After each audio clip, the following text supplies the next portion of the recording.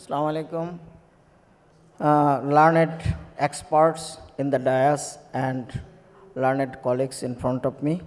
My presentation is update, and so I shall try to complete it by 5 minutes, as because on the next gallery our session is going on, so I shall complete it very quickly. Transradial approach is the standard vascular access, we know all of it. And distal versus conventional radial access for coronary angiography and intervention. It is the hot cake nowadays. Now, whether we shall do distal radial or proximal radial or conventional radial. Here it is, and this study is published in 2022 in Europe this year, in last month. The disco radial is a prospective multi-center international open level RCT sponsored by Termo Europe, and only operators regularly performing transradial PCA in the whole spectrum of the coronary artery disease, including acute coronary syndrome, and who performed a minimum of 100 distal radial approach were qualified for the study. And disco radial trial sought to assess the efficacy and safety of distal radial approach compared with the conventional transradial approach, with systemic implementation of best prevention methods for the reduction of radial artery occlusion. Practically, nowadays the main focus is to prevent radial artery occlusion. Most of us we know, and it is well proved that radial access is better than femoral access, and there is no debate between radial access between femoral access. But how shall we prevent the radial artery occlusion? That is the main target, and that is why this disco radial trial. And in details, I do not want to tell; it will take time. Here only they have shown the results of disco radial last para. RCT showed an equally very low incidence of forearm radial artery occlusion and highlights the best preventive measures for radial artery occlusion, avoidance as a mandatory new reference for transradial procedure. By this study they could not show that there is significant prevention of radial artery occlusion by this distal radial versus proximal radial, but it is shown that it is comparatively superior, but significantly not superior. And another study, Radial Trial 2021, what they tell, this radial trial 2021, based on the fact that the radial artery flow mediated dilatation, you see there is a new term, radial artery flow mediated dilatation, meaning that you will occlude the brachial artery and you will prick the radial artery and you will be able to do the puncture very easily. That they have done in this radial artery dilatation to improve access and lower complications during coronary angiography, the Radial Trial 2021. And another patents trial, randomized clinical trial on prevention of radial occlusion after transradial access using nitroglycerin. This study also done in our country, in our institute by thesis. And patents, prevention of radial artery occlusion after transradial access using nitroglycerin was a prospective multicenter randomized double-blind 2x2 factorial placebo-controlled clinical trial, and this was published in 2022, May 2022, and here they have already also shown both early use and late use, meaning that nitrate to be used earlier as well as to be used later. In both the cases, they have shown that there is significant less number of radial arterial, there is less number of radial arterial occlusion, but it is not clinically significant. And another DAPRO trial, distal radial approach to prevent radial arterial occlusion. This is also published in 2021. It was a prospective comparative longitudinal randomized single center study, and primary objective to determine whether the distal radial access was superior to proximal radial access in preventing proximal radial artery occlusion at 24-hour after a diagnostic or interventional coronary procedure evaluated using ultrasound. Here they have proved that the early closure or early patency in case of using this nitroglycerin, the early closure is almost equal, but late patency is better those who use nitroglycerin. Here you see primary objectives. Proximal radial artery occlusion at 24-hour was 8.4% in the proximal group and 0.71 in the distal group. Very significant result দেখাইছে. At 30 days, the rates of proximal radial artery occlusion were 5.6% and 0.71% respectively. Proximal radial occlusion proximal radial arterial occlusion were 5.6% and that is distal radial 0.71%, meaning that in both the cases they have shown significant radial arterial patency by using distal radial approach. Prevention of radial arterial occlusion of 3 hemostatic methods in transradial intervention for coronary angiography. এটা তারা 3টা method করেছে।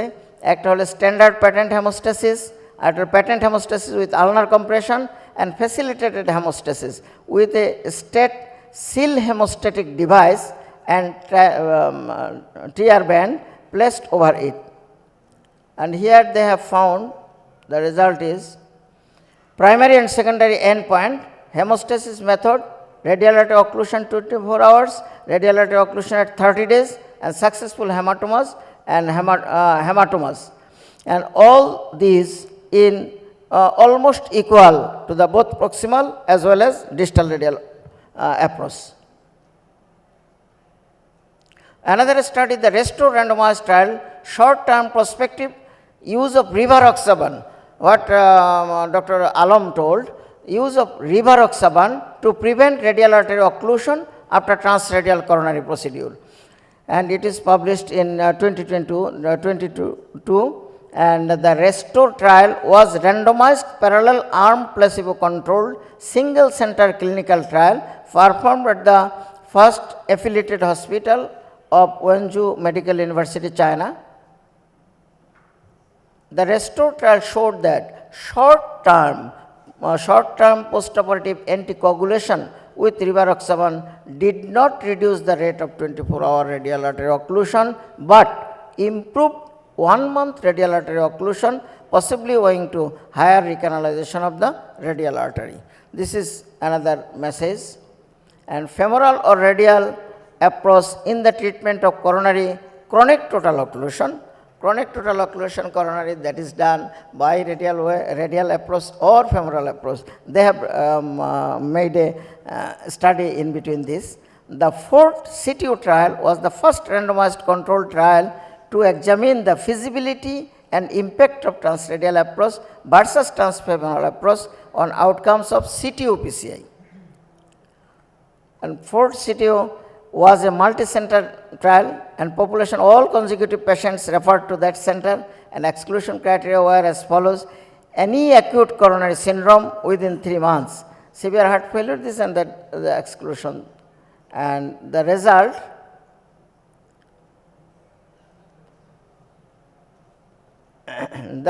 is procedural success, access site complication, and crossover rate. Crossover rate is almost same, both are 2%, and access site complication, transfemoral is 6%, on the other hand transradial is 2%, and procedural success same.